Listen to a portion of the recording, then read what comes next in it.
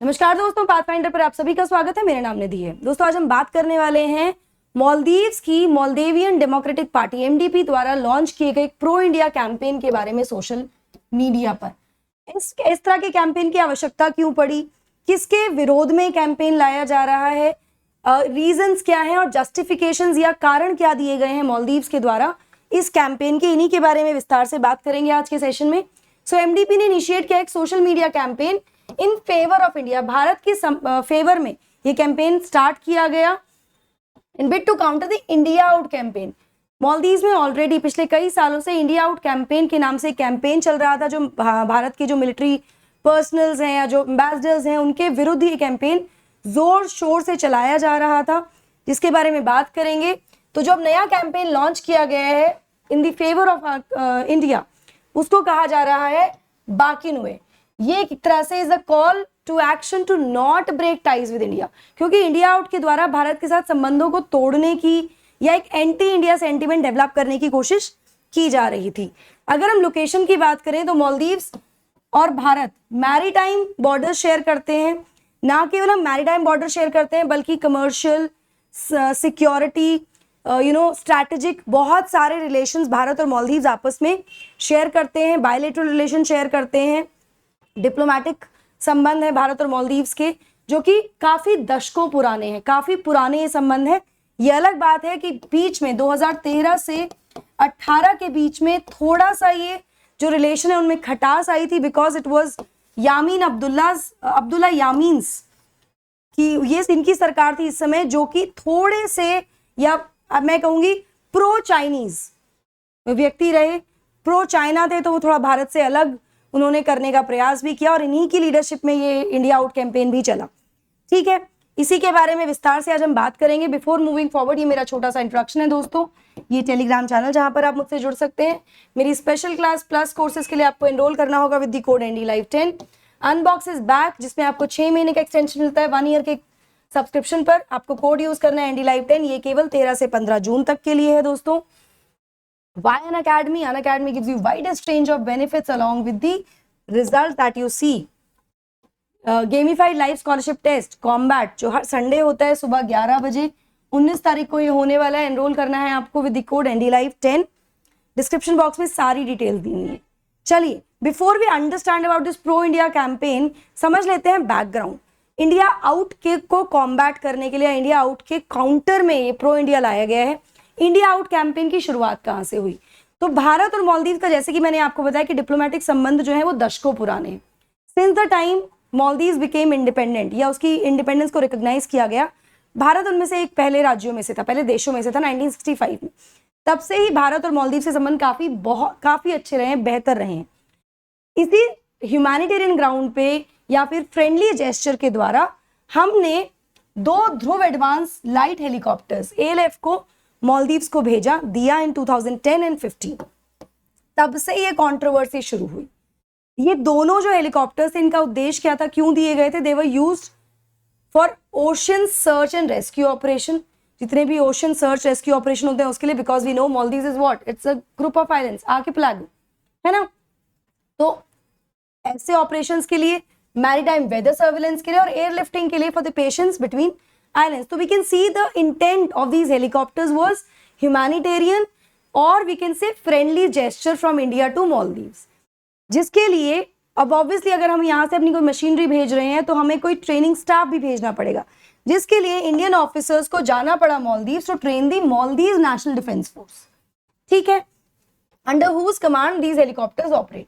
इनको ट्रेन करने के लिए जाना था, गए, लेकिन कुछ एंटी इंडिया सेंटिमेंट्स वहां पे डेवलप करने के लिए, क्रिएट करने के लिए कुछ एलिमेंट्स ऐसे आए जिन्होंने ये कहा, ये पोर्ट्रे किया कि जो भारत ने गिफ्ट किए हैं ना ये helicopters, it is basically India strategy, या इंडिया क्रिएट करना चाह रहा है military presence in the country, क्योंकि ये मिलिट्री हेलीकॉप्टर्स है। मतलब इंटेंशंस को मिसजज करके उनको गलत तरीके से पोर्ट्रे करने का प्रयास किया गया और इंडिया के अगेंस्ट सेंटिमेंट्स को ग्रो किया गया। ठीक है, इसके बाद ये इंडिया आउट कैंपेन जो 2020 में शुरू हुआ, इस प्रोटेस्ट को लीड किया बाय द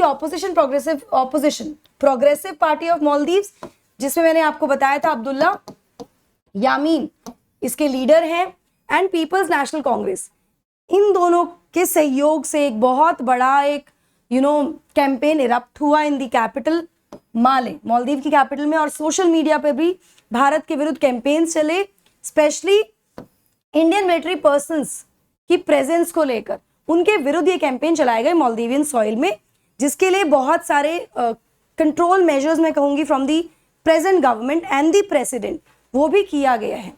यहाँ पर इस मूवमेंट ने भारत, जो प्रेजेंट सरकार है मालदीव्स की, एमडीपी की सरकार है, मालदीवियन डेमोक्रेटिक पार्टी की जो सरकार है, उसकी इंडिया फर्स्ट पॉलिसी को भी क्रिटिसाइज किया गया। इंडिया फर्स्ट पॉलिसी बेसिकली क्या है? इट इज, जैसे इंडिया फर्स्ट पॉलिसी मालदीव्स की है, वैसे ही भारत की नेबर्स फर्स्ट पॉलिसी है। दोनों की कॉम्प्लीमेंट्री पॉलिसीज हैं, अपने नेबर्स का सहयोग करना, करेक्ट। जिससे क्या हो रहा था? It was strengthening the economic and defence cooperation with India. तो इसको भी क्रिटिसाइज किया गया in the name of India out, कि ये भी गलत है, ये भी गलत कर रही है सरकार। इसके द्वारा हो क्या रहा है? Because of this kind of things, India first kind of policies, ये मालदीव्स की सॉवरेनिटी को खतरा है। मतलब अगर हम ऐसा करेंगे तो इंडिया से खतरा है मालदीव्स की संप्रभुता को, और साथ में इंडिया को ऐसे देखा जाता है कि वो अनड्यूली इंटरफेयर करता है इन दी कंट्रीज पॉलिटिक्स। तो बेसिकली इंडिया को एक गलत तरीके से प्रोजेक्ट करने का प्रयास किया गया, प्रोजेक्ट भी किया गया इंडिया आउट कैंपेन्स के द्वारा, जो सोशल मीडिया पर भर भर कर चले। ठीक है, अब एक तरफ जहां ये इंडिया को टारगेट कर रहे हैं, वहीं पर अगर हम इसका एक्चुअल इंटेंशन देखें तो इंडिया के नाम पर मैं ये कहूंगी कि yes, India was targeted, Indian military personnels were targeted, but the campaign implicitly, explicit तो हमें इंडिया दिख रहा है ना, इंडिया आउट, लेकिन इम्प्लिसिटली वो किसको टारगेट कर रहे हैं? वो president Solih and Maldivian democratic party, जो कि फिलहाल करंट में रूलिंग पार्टी है, उसको क्रिटिसाइज कर रहे हैं because it has good ties या it is perceive close to India. ठीक है, चलिए इसके बाद प्रेसिडेंट सोली ने भी एक डिक्री पास की थी against this India out campaign, और 2022 में एक ड्राफ्ट किया गया एक bill to seeking to criminalize India out movement, जिसमें क्या कहा गया कि भाई इंडिया आउट जैसे जो मूवमेंट्स हैं इनको क्रिमिनलाइज किया जाएगा, इनको पनिशेबल ऑफेंस की कैटेगरी में रखा जाएगा। अगर कोई भी ऐसा कैंपेन, कोई भी ऐसी ऑर्गेनाइजेशन ऐसा कुछ करती है, वो टारगेट करती है या क्रिटिसाइज करती है किसी स्पेसिफिक कंट्री को या इंस्टीट्यूशन को, ठीक है, अगर कोई भी ऑर्गेनाइजेशन, कोई भी ऐसी इंस्टीट्यूशन किसी स्पेसिफिक कंट्री को टारगेट करता है, क्रिटिसाइज करता है, जिसके साथ मालदीव्स की सरकार ने रिलेशंस हैं, डिप्लोमेटिक टाइज हैं as per the international guidelines, ऐसा करने पर उस ऑर्गेनाइजेशन, उस इंस्टीट्यूशन के खिलाफ कार्रवाई की जाएगी। It is a punishable offence, उसको सजा दी जा सकती है, सजा का प्रावधान कर दिया। स्ट्रिक्ट जो बिल है इसकी बात चल रही थी, जनवरी में बिल ड्राफ्ट किया गया। इसमें यह भी कहा गया कि भाई देखिए, सुनिए, आप किसी दूसरी कंट्री को तो टारगेट करेंगे ही नहीं, उसको तो टारगेट करना ही नहीं है, उसको तो क्रिटिसाइज करना ही नहीं है जिसके साथ हमारे बायलैटरल या डिप्लोमेटिक संबंध है अंतरराष्ट्रीय कन्वेंशंस के आधार पर, नंबर 1। नंबर 2, आप ये भी नहीं कर सकते, आप ये भी क्वेश्चन नहीं कर सकते हो या इस तरह के भी चीजें नहीं बोल सकते हो कि मालदीव को कोई कंट्रोल कर रहा है या उसको इन्फ्लुएंस कर रहा है, कि मालदीव किसी और कंट्री की इन्फ्लुएंस में या कंट्रोल में है। और इस तरह के अगर कैंपेन्स लाए जाएंगे तो वो पनिशेबल ऑफेंस की कैटेगरी में जाएंगे। ठीक है, चलिए इसके बाद क्या हुआ? इसके बाद अभी हाल ही में मालदीव के जो स्पीकर हैं मोहम्मद नाशीद, उन्होंने कहा कि देखिए, ये जो एक तरह से हम ये कह सकते हैं कि उन्होंने जो जस्टिफिकेशन दिया है प्रो इंडिया कैंपेन का, उसके पीछे जो उनका रीजनिंग है, वो रीजनिंग क्या है? 2 रीजनिंग है। पहली रीजनिंग है कि देखिए, जो मालदीव्स के लोग हैं, अगर हम पार्टिसिपेशन की बात करें इंडिया आउट कैंपेन में, तो बहुत low participation, number of participants is very low, जिससे ये प्रूव हो जाता है कि मालदीव्स की जो जनता है वो इस कैंपेन को सपोर्ट नहीं करती। तो इसलिए हम प्रो इंडिया कैंपेन चला रहे हैं ताकि हम इंटरनेशनली या इंडिया को ये बता सके कि वी आर विद देम, क्योंकि इंडिया के और मालदीव्स के रिलेशंस हमेशा से अच्छे रहे हैं। ठीक है, दूसरा एक बहुत इंपॉर्टेंट स्टेटमेंट उन्होंने कुछ टाइम पहले दिया था about Chinese projects in Maldives. जो चाइना के प्रोजेक्ट्स मालदीव्स में हैं, उन्होंने गवर्नमेंट को एक बहुत बड़े डेट बर्डन में ला दिया है, और साथ ही उन्होंने ये भी एक्सेप्ट किया कि the belt and road initiative of China, it was a mistake to agree to. इसको एक्सेप्ट करना भी एक मिस्टेक थी। भाई देखिए सीधी सी बात है, this is India, this is let's say Maldives, China, Pakistan. China ये रूट बना रहा है, मालदीव्स एक स्ट्रैटेजिक पोजीशन में है यहाँ पर, इसको अग्री करना वो अपनी मिस्टेक मानते हैं नंबर 1। और साथ में जो भी इंफ्रास्ट्रक्चर प्रोजेक्ट्स चाइना के द्वारा चलाए जा रहे हैं उसकी वजह से मालदीव्स की सरकार पर काफी बड़ा डेट भी आ गया है।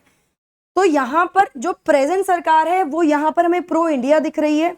वहीं मैं आपको बता दूं कि अब्दुल्ला यामीन की जो सरकार थी, पिछली सरकार 2023 से 13 से 18 का समय जो था, it was a pro China सरकार। तो उसने बहुत सारे ऐसे इनिशिएटिव्स में एक तरह से किए हैं, इनिशिएटिव्स लिए गए उनके द्वारा, या उन्होंने चाइना को एक तरह से आई वुड से अलाउ किया to come to Maldives and do all these projects and all those things, जिसकी वजह से अभी काफी डेट आ गया है।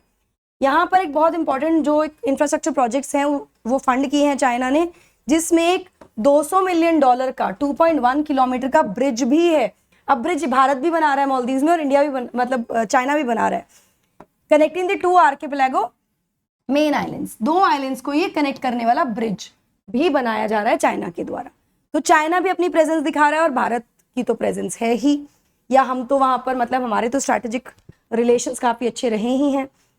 इसी के साथ साथ इस सभी बैकग्राउंड में मालदीव्स की सरकार ने अपना ग्रैटिट्यूड शो किया है, क्योंकि कोविड के समय में भारत ने बहुत बड़ी डोनेशंस कोविड वैक्सीन की मालदीव्स को भेजी थी। साथ में जो भी मेडिकल ट्रीटमेंट मालदीवियंस को दिया जाता है भारत में, उसके बारे में उन्होंने बोला, और जो भी projects under the line of credit support Bharat के द्वारा वहां पर किए जा रहे हैं उसके लिए भी उन्होंने ग्रैटिट्यूड शो किया।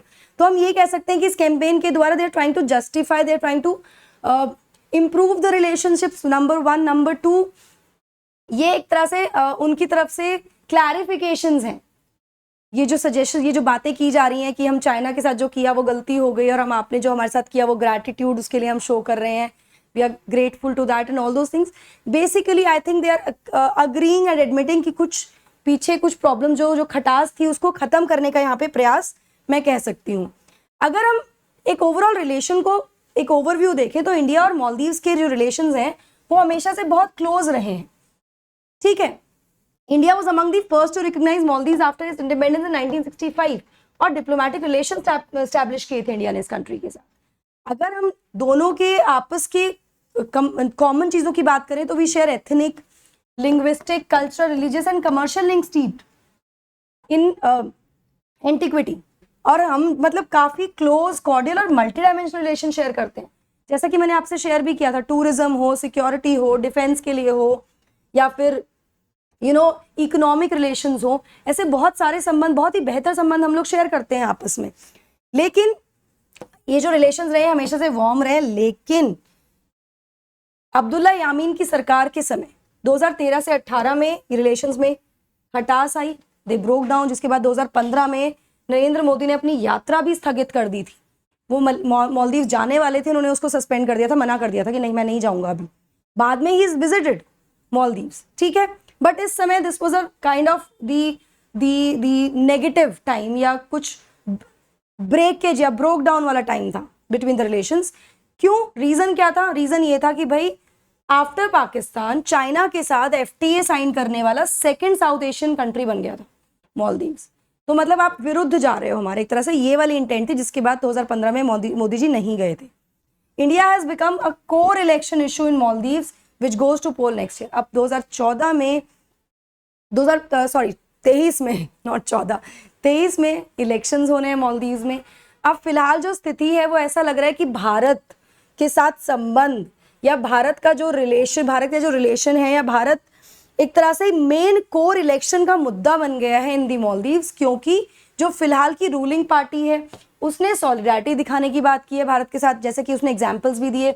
वहीं opposition led by Abdulla Yameen of the progressive party of Maldives, वो रहे हैं सपोर्टर चाइना के।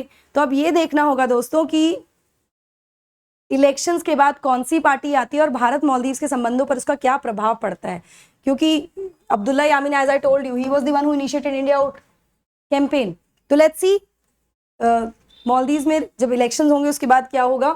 सो this is the benefit that you get with Unacademy, iconic subscription के लिए प्लेटफॉर्म पे जाना है, अप्लाई करना है, कोड यूज करना है NDLive10, तो आपको मिलेगा ग्रेट डिस्काउंट। लोन फैसिलिटी भी अवेल कर सकते हैं आप प्लेटफॉर्म पे दोस्तों। करंट अफेयर्स की हमारी टेस्ट होते हैं हर सैटरडे को 5 बजे। एनरोल करने के लिए आपको सिर्फ मेरा कोड यूज करना है। बैचेस हमारे शुरू हो गए हैं 15 जून से, प्लीज गो एनरोल नाउ। जून से होंगे शुरू, कल से शुरू होंगे। ऑप्शन शुरू हो चुके हैं 5 जून से, इसमें भी आप एनरोल कर सकते हैं with the code NDLive10। That's it from my side guys. NDLive10 is my code. Don't forget to like, share and subscribe to the channel. Also hit the bell icon so that you get notification about our latest videos. That's it from my side. Thank you. God bless.